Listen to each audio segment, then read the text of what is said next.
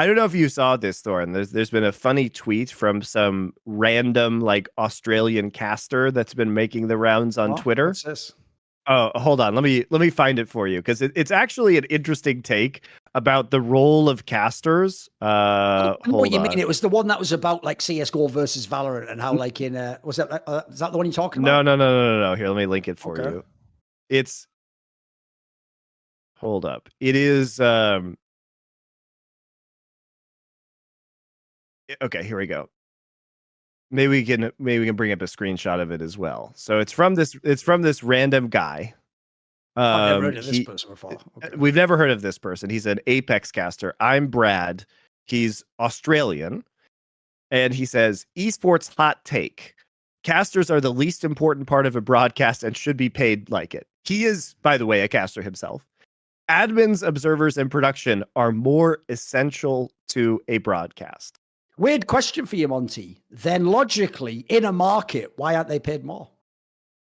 What he's doing there is what they used to do to me. And are you ready? I don't care about being the villain. I'll show you that I am. In some ways, I was a diva once upon a time. When I used to work for like E-League, massive events, when basically I got hired and offered every event in CSGO, Monty. I used to turn them down because I didn't want to bloody fly long haul from Korea back to Europe and then here all the time, every fucking 2 weeks. So when I was at like full diva status, because at the time you used to get any breaks as an analyst, Monty. You used to actually just work 14-hour days and you didn't even get travel days. You just arrived the day before, then just began work at 8 a.m. the next day. So at the time, you had to be on your game. You had to be at the top of your level all times with no breaks. Even when you got back home, you'd have like 2 hours to wind down. You had like 4 hours to sleep. Then you have to get up and go to the thing again. When we were all stressed like that, I used to even say, look, I'm going to be a diva to Richard because here's the thing. I have to get the food at the time they say it's going to be here before the match. I have to have the drink I want to drink in order to be at my peak level because in this scenario, if they don't do their job properly, no one sees that, but my job looks shitter. I look like I'm failing.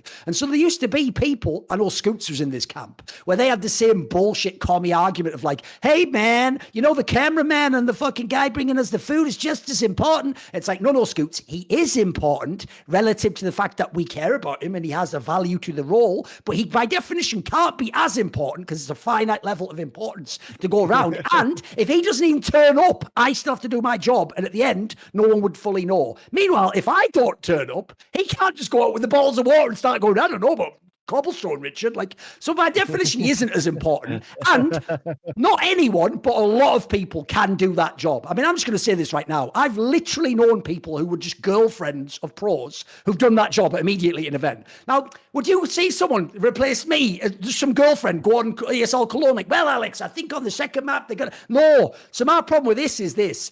This guy is one of those fucking young people who doesn't even understand economics. He actually thinks that they are fucking paid. Like, he goes there, they should be paid like it. They are paid based on the market of the price set by the top people. If there is no interest, by the way, you could be the best caster in the world. This happened to Frostgorin. No gigs. Doesn't matter. No one will pay you 1 cent to cast LPL or LEC at the time. But when you're really, really good, even someone I don't like I'll use Gabby Durden, right? I don't like her.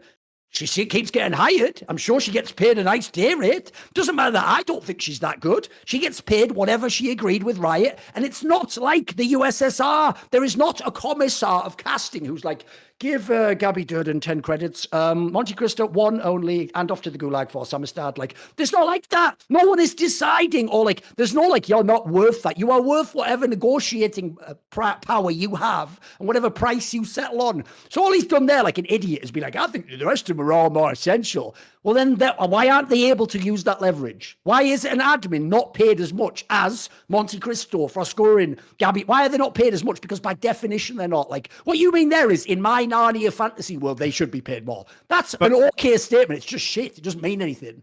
But here's the thing. Here's the thing, Thorin. I actually think that people in production are getting paid more than casters these days, based on what I know. Well, not the refs. Yeah, but here's the thing. Here's the thing about the market. So like, this guy is kind of right, but he's not right because he knows things. He's kind of accidentally right in this case. Oh, Dora, because you know the thing about Dora is he'll never actually just be like, shut it, you cunt.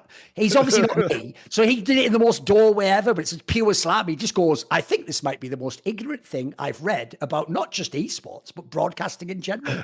So in his way, that's like, oh, fucking savage just dropped the bird on this motherfucker. I love it. I'm going to retweet that. So when we talk about esports, and your point about the market, Thorin, if you are a producer and you live in Los Angeles, you have a lot of different things that you could go do because there's tons of production going on in the city.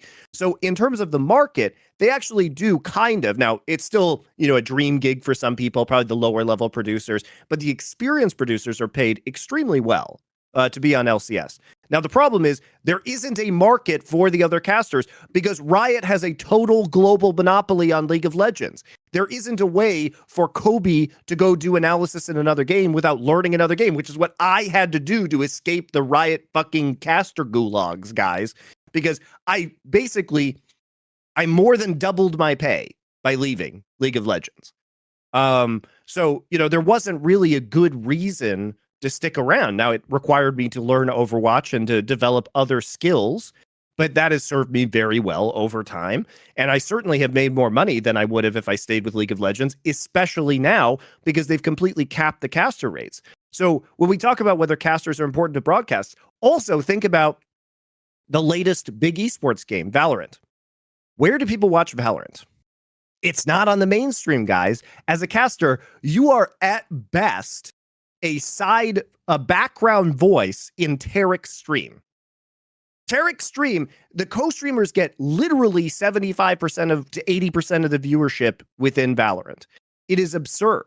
And if you think those casters are going to continue to get paid well in Valorant when they are completely disposable because they're not even really being listened to on those main broadcasts, you got another thing coming. In this case, weirdly, here's the thing about the market. The market for observers in Valorant is a lot of people who used to be observers for Counter-Strike. So they actually do have a market where they could go to Counter-Strike, work in Counter-Strike events, or work in Valorant events. And so I imagine they are getting paid. As far as I know, the people who are the biggest in Valorant at the moment are two of the casters who were the main observers, who were the main two in CSGO and Prius. And that's, I think, why they choose Valorant now, is I actually think that Riot pays them more because of that exact reason, and probably to get the name value and get someone who knows what they're doing and all that shit. Yeah. So, I mean, the weird thing is that this tweet isn't necessarily wrong about the future of the industry as the co-streamers continue to gain traction. And in some games, they are the vast and overwhelming majority of the viewership. Do I think that's going to happen in CSGO? Well, it has happened in non-English versions of CSGO, obviously with Gallus. Do I think that's going to happen in League of Legends or CSGO in English? Probably not. But the problem here is that we will never know, because Riot is basically, what they're going to do is they're going to hold people hostage on their streams. By what I mean about this is that you'll notice that the vast majority of casters outside of Cadril do not have any co-streaming, and Cadril doesn't have co-streaming rights to LCS as far as I'm aware.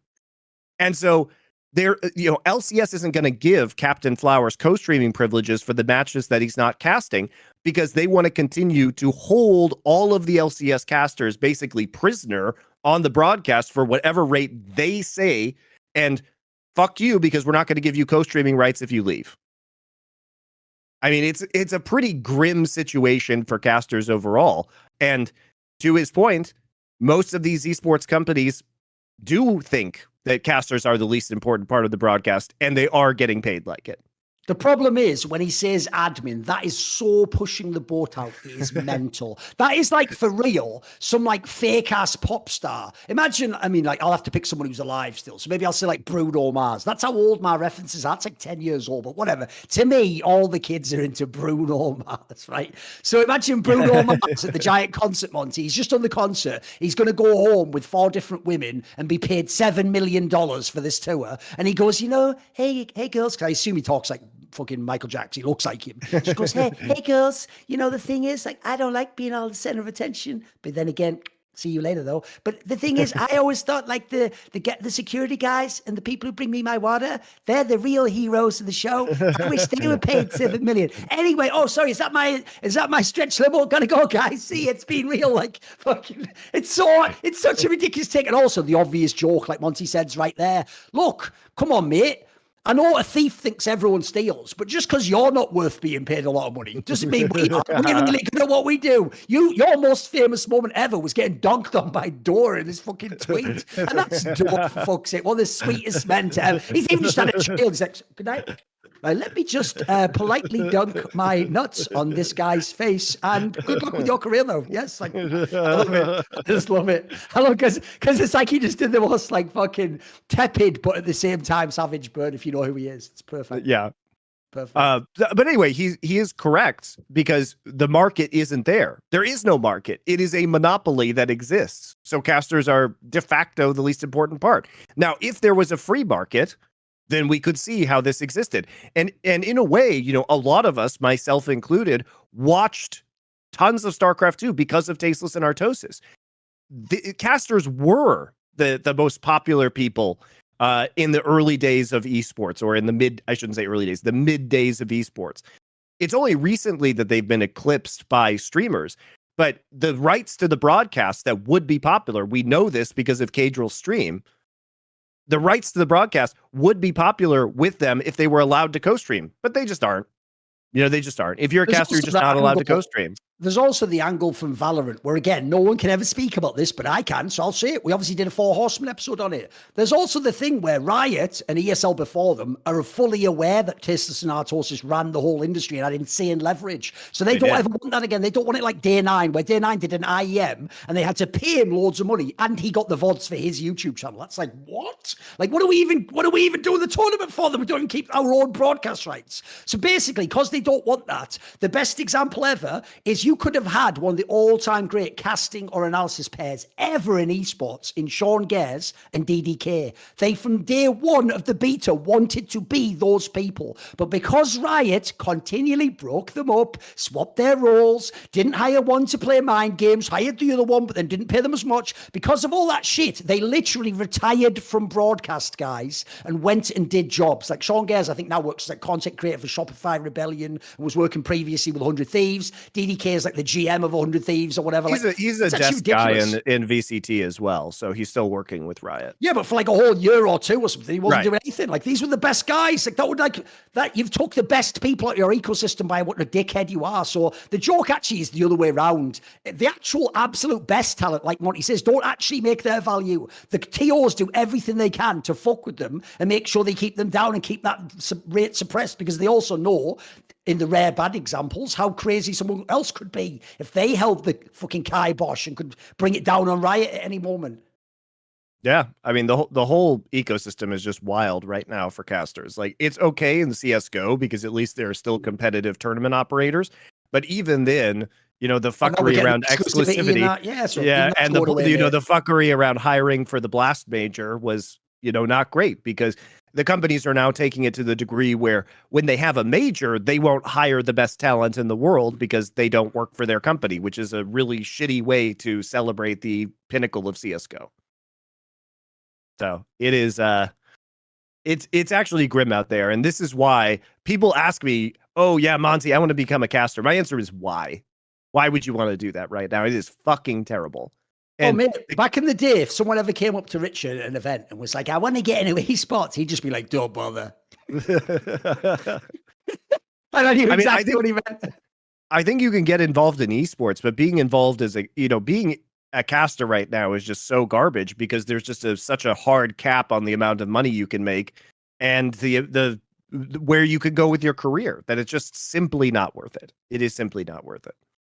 You should be doing literally anything else with your time, including other things in esports. It's not necessarily an esports problem. I don't agree with Richard's kind of grim take, but that's just who he is. He's a very dramatic person. See more cool, funny, interesting clips based on topics from my content? Well, subscribe to this channel then, or, you know, be a pleb and don't.